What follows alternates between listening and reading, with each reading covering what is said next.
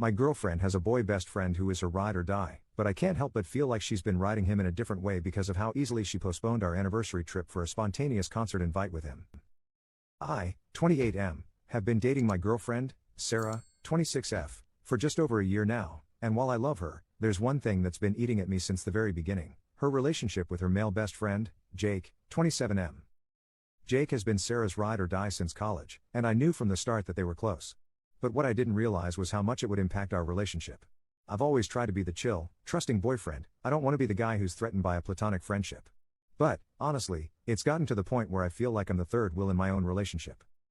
Jake and Sarah are practically inseparable. They hang out multiple times a week, dinners, movie nights, spontaneous late-night drives, and I'm usually not even invited. If I try to join, it's awkward, like I'm crashing their private joke-filled world that I'm not a part of. It stings, but I tried to let it go for the sake of keeping the peace. But then things started to cross a line. Jake texts her constantly, even when we're together on dates. It's not just casual stuff, either.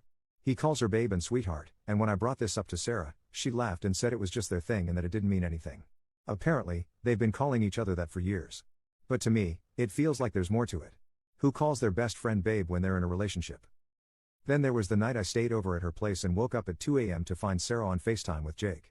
She was giggling like a schoolgirl, whispering so she wouldn't wake me. When I asked her about it the next morning, she brushed it off, saying Jake needed someone to talk to. But what about me? Am I just here as background noise while she stays emotionally tethered to this guy? The final straw came last weekend. Sarah and I had been planning a special weekend getaway for our 1-year anniversary, something we'd been looking forward to for months. But, out of nowhere, Jake invites her to a concert the same weekend. Sarah asked me if we could postpone our anniversary trip so she could go with Jake instead because it's a band they both absolutely love. I was floored. Our anniversary, something we'd been planning for months, could just be rescheduled for Jake? It was like I didn't even matter. I told her that this was too much and asked her to set some clear boundaries with Jake, like no more pet names, no more hanging out one-on-one all the time, and definitely no more prioritizing him over our relationship. She blew up at me, calling me controlling and insecure. She even said, "You knew Jake was part of my life when we started dating. Why are you trying to change me now?" Things got worse when Jake apparently told her that I was being toxic and trying to manipulate her. Sarah is siding with him, saying I'm overreacting and that nothing has ever happened between them.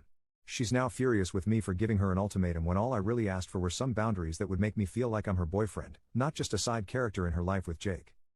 Now, Sarah's giving me the silent treatment, and I'm starting to feel like I've somehow become the villain in my own relationship. Am I losing my mind here? I'm not asking her to drop Jake completely, just to prioritize us and respect our relationship. But maybe I've been unreasonable. So, Reddit, am I a jerk for asking my girlfriend to set boundaries with her male best friend, or is this friendship way too close for comfort? Commenter, do everyone a favor and end this thing now. You will be doing Sarah a favor, she can have Jake. You will be doing Jake a favor, he can have Sarah. Most of all though, you will be doing yourself a huge favor because you can find someone who sees you as her ride or die and someone who is actually loyal to you because, after all, loyalty is the single most important factor in friendship, not being nice or liking the same things. Sarah does not believe she needs to be loyal to you. You know how I know? We can only truly know what we believe, versus what we think we believe, by watching how we act. He actions speak volumes. Commenter 2. Bro, she's in love with Jake, leave her. Hashtag holy fudging airball. Update 1. Hey Reddit, I'm back with an update, and let me just say, it didn't turn out how I expected at all. I first want to thank you all for the amazing support you all have given me. After reading over the comments and talking to some of you guys, I had made up my mind. I was done being second place in my own relationship, and I was ready to walk away. But what happened next surprised me. Saturday night Sarah came over to talk.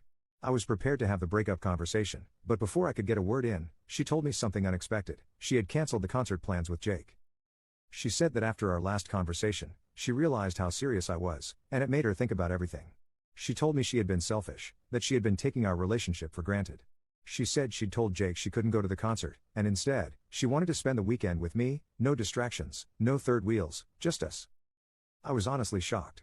Part of me didn't believe it. For months, I had been asking her to set boundaries with Jake, and suddenly, she was doing it? It felt surreal, like a last-minute effort to save something that was already broken. But she seemed sincere. She apologized, not just for the concert situation, but for all the time she had ignored my feelings, dismissed my concerns, and prioritized Jake over us. She admitted she had been blind to how much it hurt me and said she didn't want to lose me. It was emotional. She was crying, and I could see how much it scared her that I was about to walk away. For the first time in a long time, it felt like she was choosing me. But here's the thing, as much as I appreciated her apology, it didn't magically fix everything.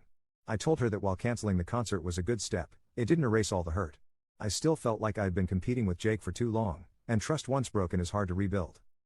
We ended up spending the weekend together as planned. We didn't go on the big anniversary trip, but we stayed in, cooked together, and had long conversations about everything: our relationship, Jake, the future. It was a roller coaster of emotions. There were moments where I felt like maybe we could make this work, but also moments where the damage felt too deep to repair. By today, I was emotionally drained. Sarah seemed to think things were heading in the right direction, but I still wasn't sure. I needed space to think. So, I told her we should take a break, give each other some time to reflect and see if this relationship was something we both wanted to fight for. She didn't take it well. She cried again, begged me not to go, said she'd prove to me that she was serious about changing. But I needed to be alone, to clear my head without the constant push and pull of emotions. So, I left. I haven't spoken to her since.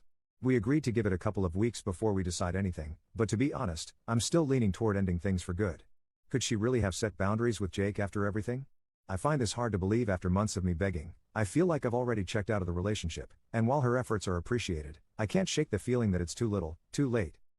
I'll always care about Sarah, but this whole situation has made me realize how important it is to be with someone who values and respects you from the beginning. Someone who doesn't make you feel like you have to compete for their attention. You all think she might have cheated on me with Jake, so Reddit I asked, should I give her another chance or should I go through with the breakup? Commenter 1. Sounds like she found your Reddit to me. Commenter 2. Either that or Jake the Snake made a move on her when he felt he had convinced her that Op is toxic. Commenter 3. She's currently smashing with Jake. Update 2, 8 months later. Honestly, I didn't plan on ever coming back to this. After everything happened, I kind of just wanted to forget about it. Plus, Sarah eventually found the post, so I stayed quiet. But at this point, I don't care who I piss off. I think I owe you guys the end of the story, plus a lot of you guys have been asking for an update, so here it is. So, after my last post, we decided to go on a break. We had no contact for 2 weeks, and those 2 weeks messed with my head more than I expected. I didn't know what she was doing, who she was talking to, or where things stood. Eventually, I reached out and told her I wanted to break up.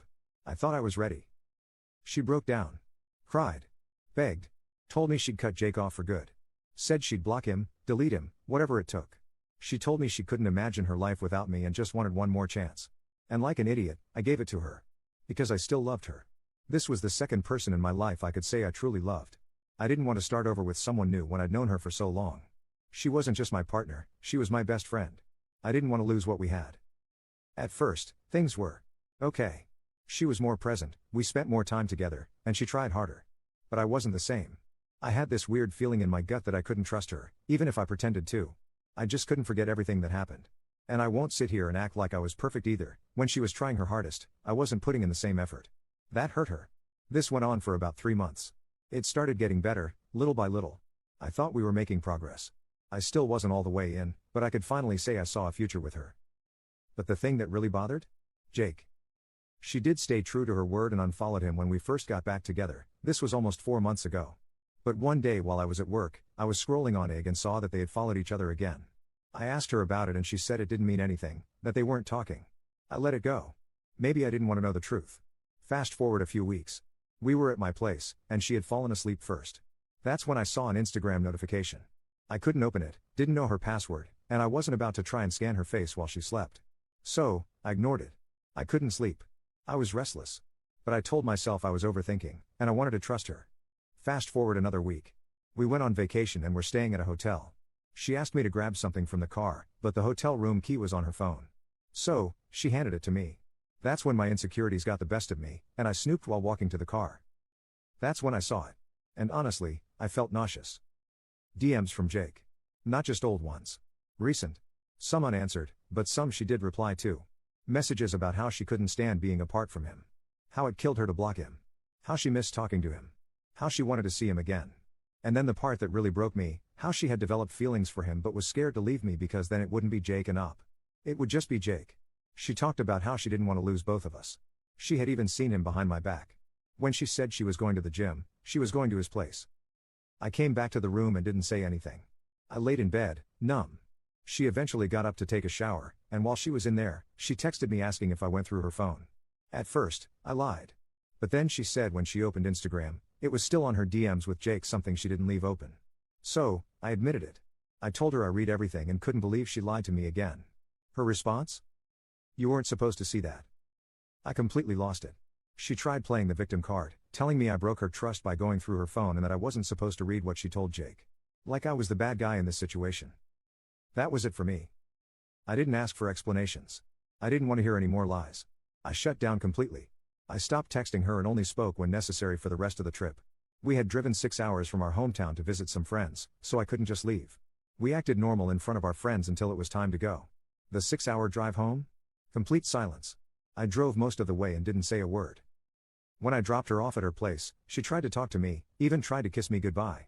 I pushed her away and asked her to get out of the car. Later that night, I texted her that I was done. I didn't want to talk anymore. She tried to explain, but at that point, there was nothing left to say. I gave her so many chances and she still chose to lie. Again, I don't know if anything intimate happened between them, and at this point I don't care anymore. What I do know is I spent too long being second in a relationship where I should have been enough. So yeah, I'm single now.